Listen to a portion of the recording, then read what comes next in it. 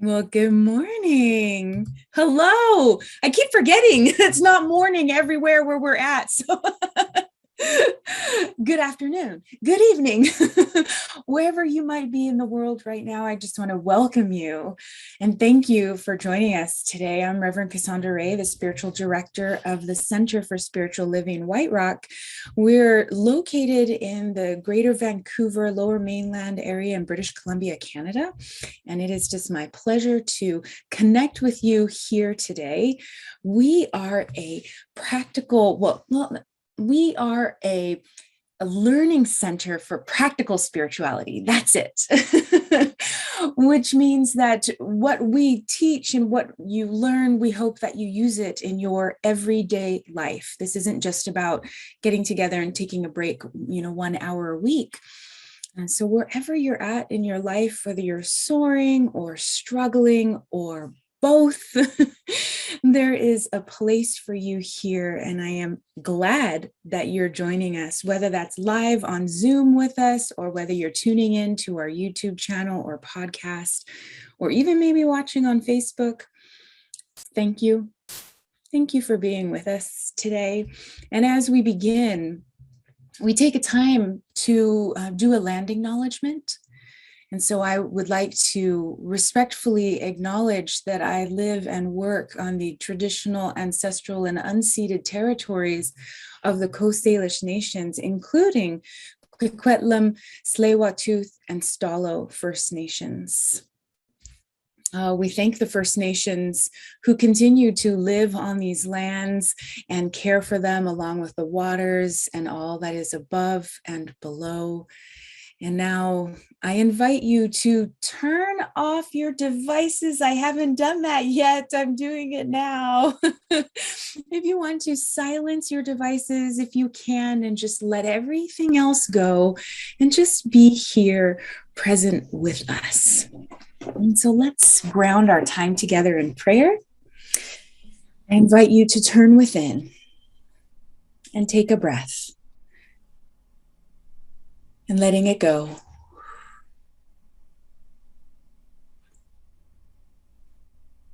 How good it is to be alive and be together in this God moment, this divine moment. Just taking a time to recognize that the source of all life is right here, right at the center of each one of us, and right at the center of this time together. Just knowing that the divine source, the very essence of life, that it is wholeness expressing as health, it is love unfolding as peace and connection. And so I just remember that this same power that created the heavens, the earth, the universe, that same power is right here at the center of me, right at the center of each one present here, of everyone. And so I know that this time together, that it is an expression of truth, that something that is said or sung or experienced, that it brings out the truth of each one here. That there is a greater sense, a greater knowing, and ultimately embodiment of our inherent worthiness, of our health and wholeness, of our power as humans, as spirit, having a human experience. And so I just give thanks. I'm so grateful for each one who has shown up here. I give thanks for the presence. I give thanks for the wisdom that is shared, for the love that is amplified by this time together. And I give thanks for all of the gifts that are given and received during this gathering. And so it is with a heart filled with joy and an open mind that I release these words into that divine law of mind, knowing that we are so blessed by this time together. I let it be, And so it is.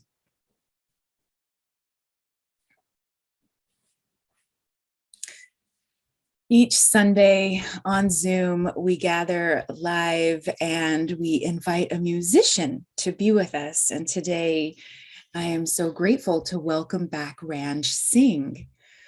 Ranj is a favorite around here with his unique blend of music that he calls Indo-Canadian folk, which is Eastern rhythms and melodies meet Western folk rock.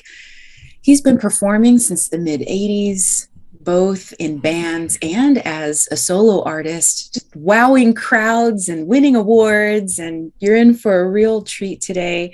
You can visit his website at Ranj Singh to learn more and listen, which I did this week and so enjoyed listening to his music and his albums. Please join me in welcoming Ranj Singh. Good morning. Thank you very much.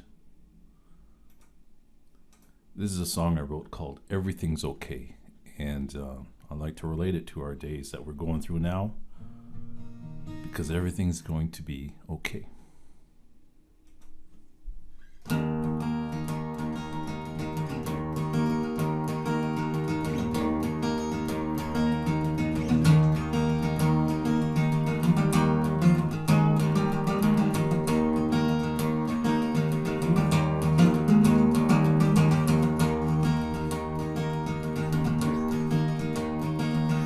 Lost my job yesterday.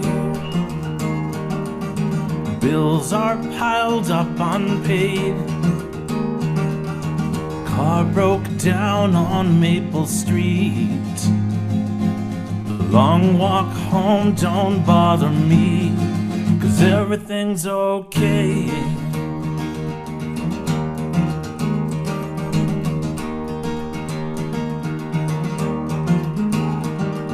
The roof is leaking again.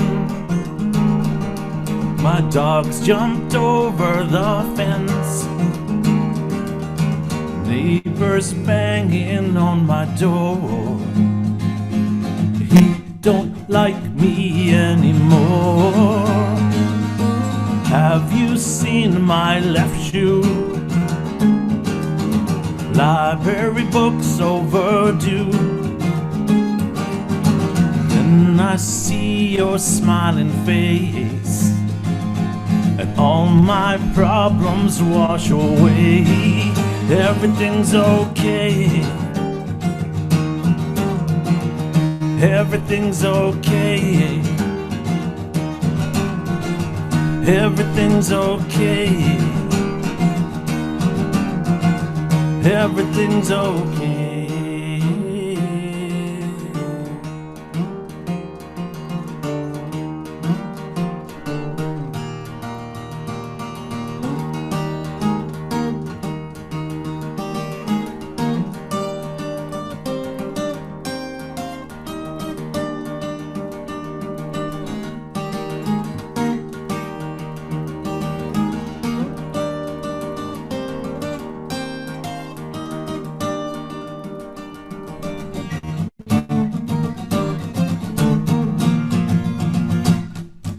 Lost my job yesterday. Think I'll sleep in all day.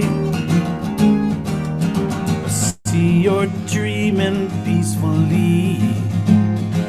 I touch your face and I can feel everything's okay. Everything's okay. Everything's okay. Everything's okay.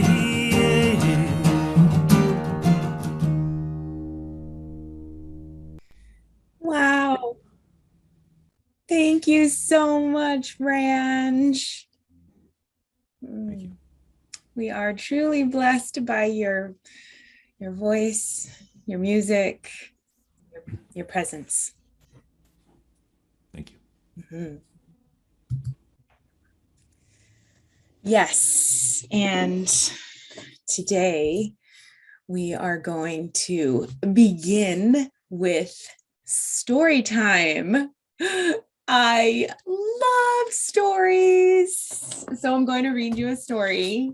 No falling asleep. I'm going to, this comes from The Sovereign Self by Acharya Shunya. Once a king built a palace of mirrors and kept a beautiful blooming rose at its center. The mirrors enhanced the beauty of the rose. Then he set a pigeon free in the palace. Seeing the numerous reflections of the rose, the pigeon was attracted to them and began pecking at each mirror. Crashing into the mirrors, it only hurt its beak each time. And instead of finding happiness, it became more sorrowful, since what it was seeking was only a mirage, not the truth. But it would not give up. Finally, exhausted with the fluttering about, it lost desire to look for the rose and collapsed, landing on the real rose. At last, it was satisfied.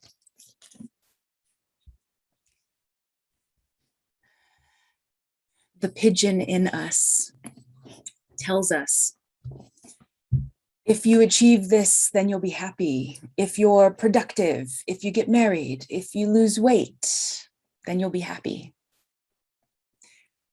And so we move through life pecking that mirror, thinking that one day we'll be satisfied. But controlling circumstances, conditions, or even other people will never bring the kind of satisfaction and joy you're truly seeking. Yes, being more productive, or getting what you want, or achieving something greater or more will bring at least a moment of relief or even happiness. But for how long? Last week, I talked with you about how growing up, I learned that my accomplishments were what made me worthy. And when I was in my 20s, I graduated from one of the top business schools in America. It's true. I have an undergraduate degree in business, and I was even a tax accountant for a time. Can you imagine? But I was a single mom, and I had paid my own way through college and university. And up until this point, that was one of my biggest accomplishments in life. And it was grueling, and I wanted to quit. I remember even going to talk to my dean at university, my first semester there. And I'm like, Dean, I'm a single mom. I can't do this.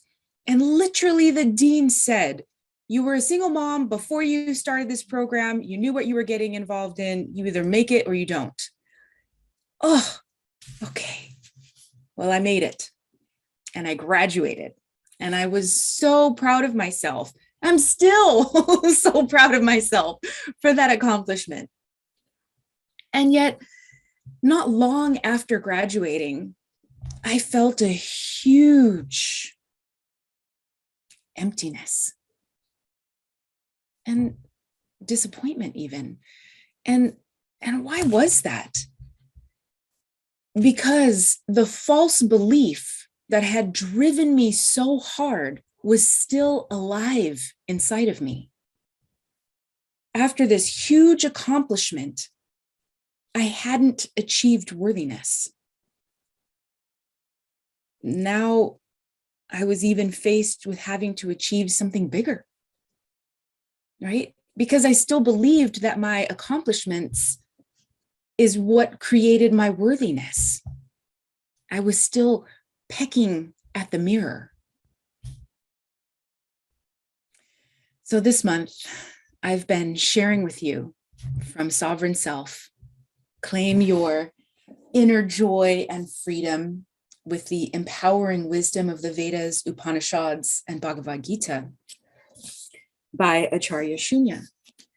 And you might have been wondering, why are we seeking guidance from other faith traditions than our own?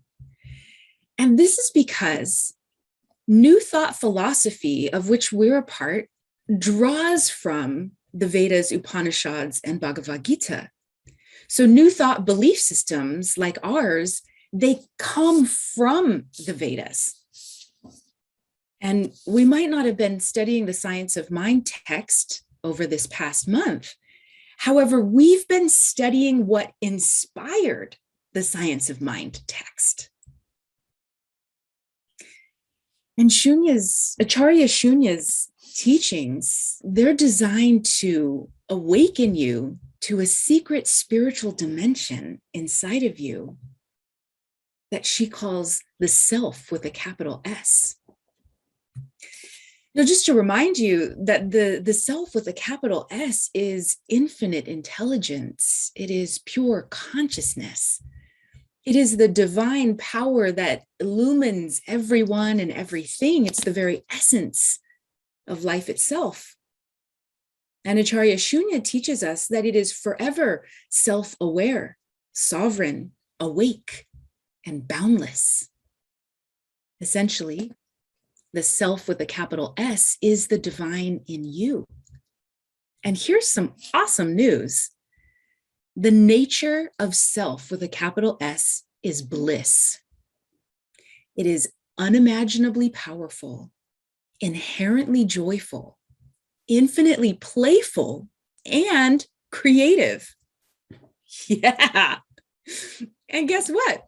This is who and what you are. This is who and what you really are. You are the rose in the palace.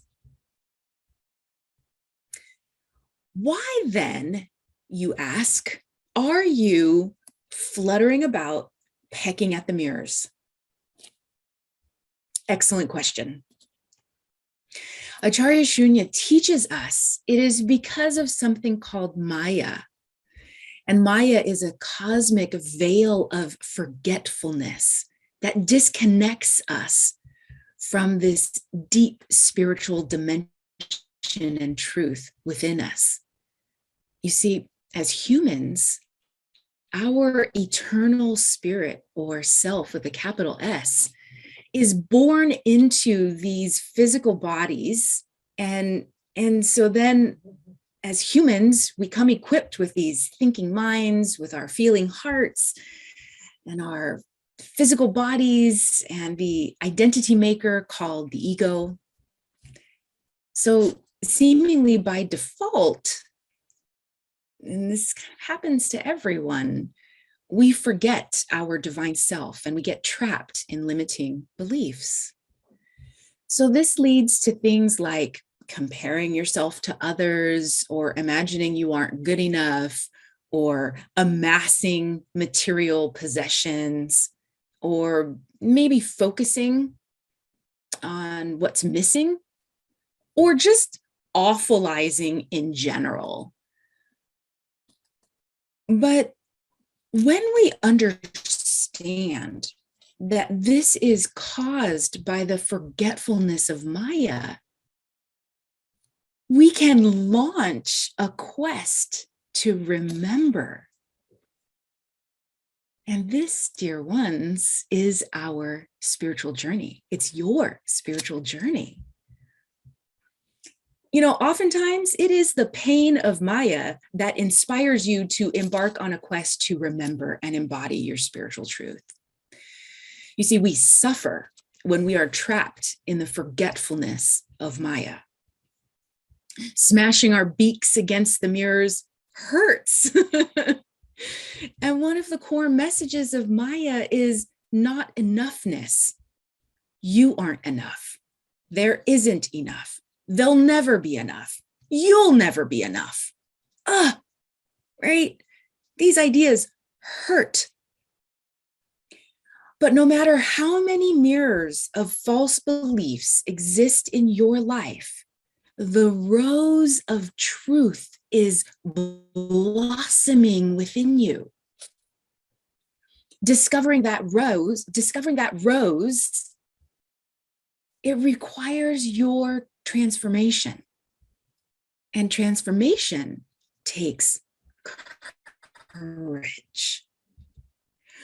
But what I want you to know today is that transformation isn't really change. You don't have to change and fix yourself. Transformation is waking up to something you've always known. There is a part of you that has never forgotten. And the awakening that I'm talking about is connecting with the divine within you and step by step realizing your spiritual truth. This takes courage because it requires you to stop doing whatever it is you're doing to try to outrun or outwit those limiting beliefs or the beliefs that simply have you pecking at that mirror. Remember, mine was that my worth comes from my accomplishments. So waking up to your spiritual magnificence requires you to identify and root out limiting beliefs about yourself and the world. And the thing is, limiting beliefs, they tend to be embedded within your psyche, and they're held in place by pain, fear, just uncomfortable emotions in general. So in order to truly free yourself of limiting beliefs, you actually must address any emotional wounding that you might have, even if you don't want to. So this is where some of us will choose spiritual bypassing instead of spiritual liberation. Now, Acharya Shunya writes, let me turn to the page 30. Yeah, we're still only in chapter 2 or 3 of this book. And I want to tell you that Acharya Shunya writes, spiritual bypassing is the tendency to use spiritual ideas and practices to sidestep or avoid facing unresolved emotional issues, psychological wounds, or unfinished developmental tasks. Powerful. Essentially, what this means is that you can use spiritual ideas to avoid doing your healing work. And Acharya Shunya says that this is like putting new clothes on over the old tattered ones. And she quotes, in her book, she quotes Robert Augustus, what's his name? Masters, Robert Augustus Masters. She quotes from his book called Spiritual Bypassing to give us some examples of what spiritual bypassing is. And so I'm going to read you this quote. While I do that, I want you to see if you find yourself ever doing any of these things. Okay, here goes. Aspects of spiritual bypassing include exaggerated detachment, emotional numbing or repression, overemphasis on the positive, anger phobia, blind or overly tolerant compassion, weak or too porous boundaries, lopsided development. Usually this is cognitive intelligence being far ahead of emotional and moral intelligence. Debilitating judgment about one's negativity or shadow elements. Devaluation of the personal relative to the spiritual, and delusions of having arrived at a higher level of being.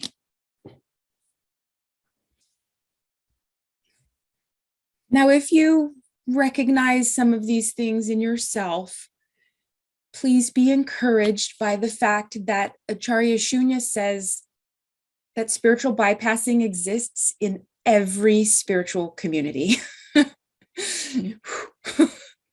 Thankfully, we aren't alone. Because no one is immune from Maya, forgetting who and what you really are, the divine in human form. So just like we're in it together, the truth of your worthiness, your enoughness, is already alive and well within you. It is intact within you. And the intention of our spiritual journey then is to reveal this truth. It is to reveal your wholeness, to reveal your divinity. So we can use wisdom reminders. Last week, I shared 4 of them with you. And we can also use spiritual practices so that we can begin to discipline ourselves in a way that keeps us continually moving toward that spiritual truth and toward our healing work and not away from it, even when it's uncomfortable or painful or both.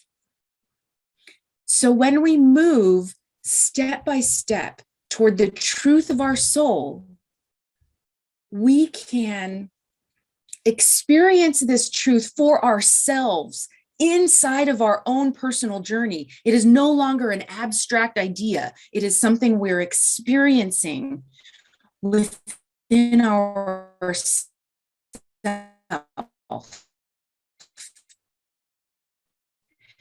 And when we have that experience, this is how we believe, because we want you to have an experience of your truth. And we do this consistently, so that we grow in embodying and realizing these truths. So I want to give you a practice from Acharya Shunya. Actually, this one's on page 57. And so we're getting more into the book. There's so much more in this book. We have really just brushed the surface here. I invite you to buy it and read it. And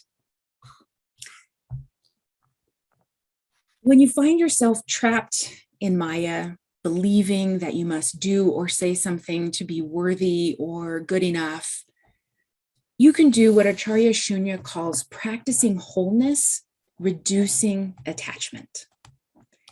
So here's a practice. And I want you to try it with me right now. I'm going to read it to you. And here's her preface. She writes, anytime you feel anxious or needy, anytime you find yourself fixated on things outside of yourself for fulfillment, put both hands on your heart. So go ahead and put both hands on your heart now, one on top of the other, like this. And then repeat with self-acknowledged feelings the following words. So you're on mute, you can repeat them now with me. My wholeness lives inside me.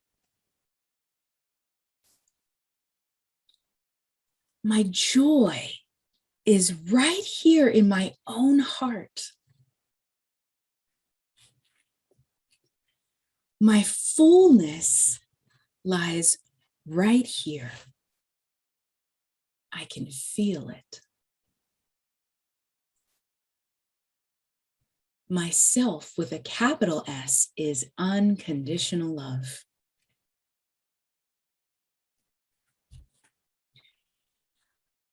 Love is flowing through my heart. She continues to write, this is the wholeness mudra, or the hand-heart gesture. It gets you in touch with your own indwelling self with a capital S. And this gesture with the accompanying words instantly reawakens soul memory.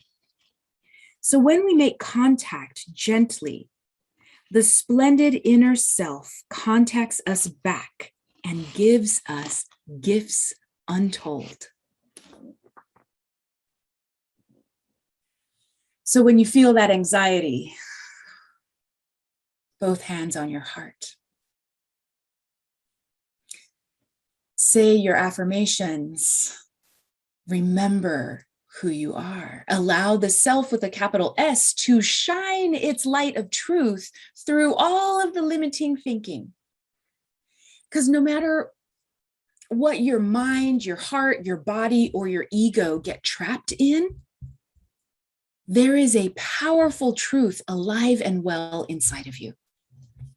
This truth has the courage, strength, clarity, and wisdom you need to guide you through the required transformation to reveal the self with the capital S within you. And even though as humans, we are subject to Maya, forgetting who we really are, I believe that we are also wired to remember.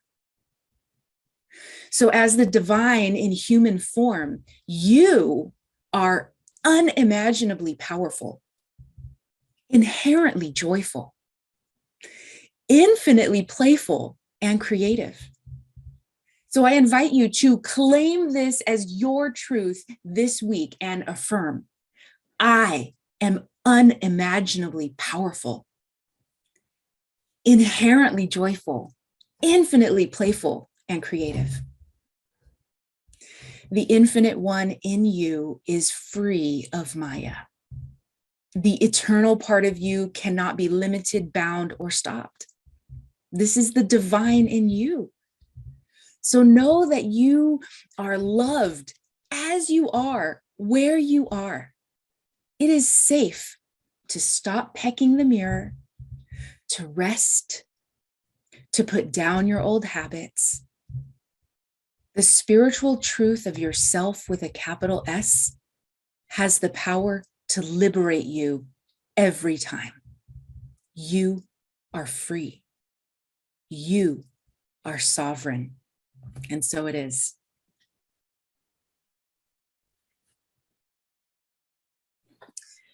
So I invite you now to take this into prayer with me, returning within to that sacred divine space of the self with a capital S that lives vibrantly inside each one of us.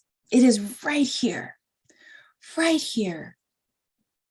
I just recognize that this love, this divine grace, that it is alive and well. It is free and boundless. It is infinite and eternal. That nothing nowhere can damage, hinder, limit this. And it is this light of the divine self that it is alive within each one of us. And so knowing that is true, I recognize that the self with a capital S is guiding each one of us individually, uniquely, exactly where it is needed in our own spiritual journeys to illuminate what needs to be seen. I recognize and claim, affirm that this week there is a letting go of limiting beliefs.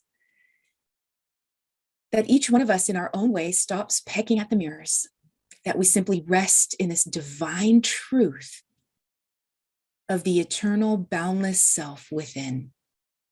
I know that each one of us is waking up to this truth, and that this divine love within each of us is stronger than any pain we might feel. It soothes anxiety. It calms the mind. It heals the body. And so I recognize that there is no limiting belief that can stop the self with a capital S. And I am so overwhelmed with joy and bliss to know this truth and to see it all around. Each one of us is blossoming as that rose of truth right here and right now, recognizing that each step on this path reveals this powerful truth of being unimaginably powerful, inherently joyful, infinitely playful, and creative.